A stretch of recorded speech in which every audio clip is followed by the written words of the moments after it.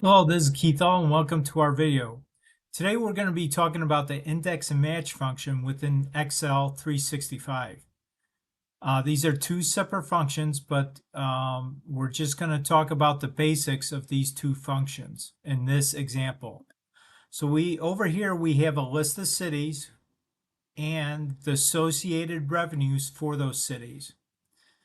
And over here is what we're going to be focusing on. And the purpose of this is when we select a city, we want to look up the revenue for that particular city. I set up a data validation list, and this list just contains the list of cities that are within this data range right here, over to the right.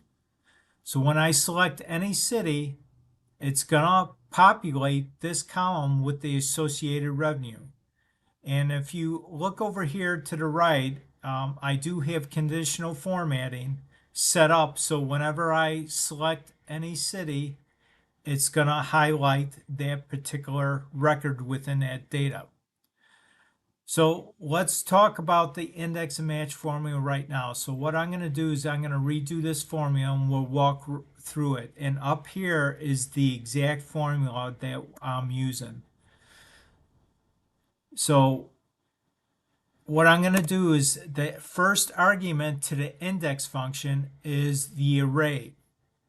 Now the array, you could think of it as like a map. So when we want to look at a map, we have to find within that map whatever we're looking for. Now in this case, we're looking for the revenue for this associated city. Now, for the array argument, the only thing that you have to give it is the area of your map or the area of your data that has the answer to your problem. In this case, we're looking for the revenue. So we're just going to select the revenue data out of this entire table here. Our next argument in the index function is the row number. And what we're going to be doing now is we're going to be inputting the match function right here. So we're going to type in match. Now the first argument to the match function is the lookup value. So we're looking up this city. So we're going to select this. And if you can see up here, I'm not using absolute referencing here because I'm not going to be copying this formula down or across anywhere. So right now we're just going to use relative referencing.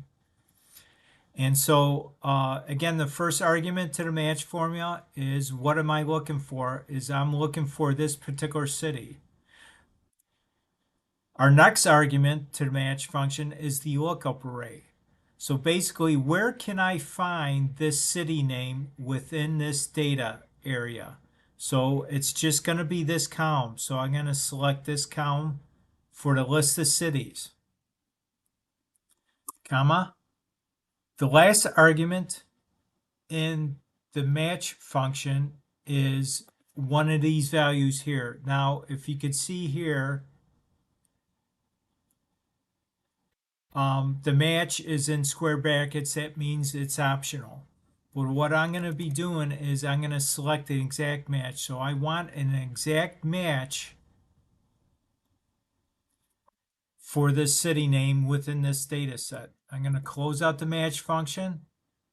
And now I'm going to close out the index formula and press enter.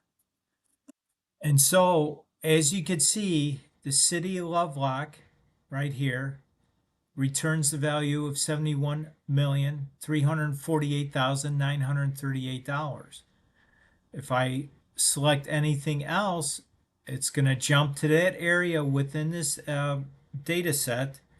It's going to look for the city of West Wendover, and it's going to return its associated revenue.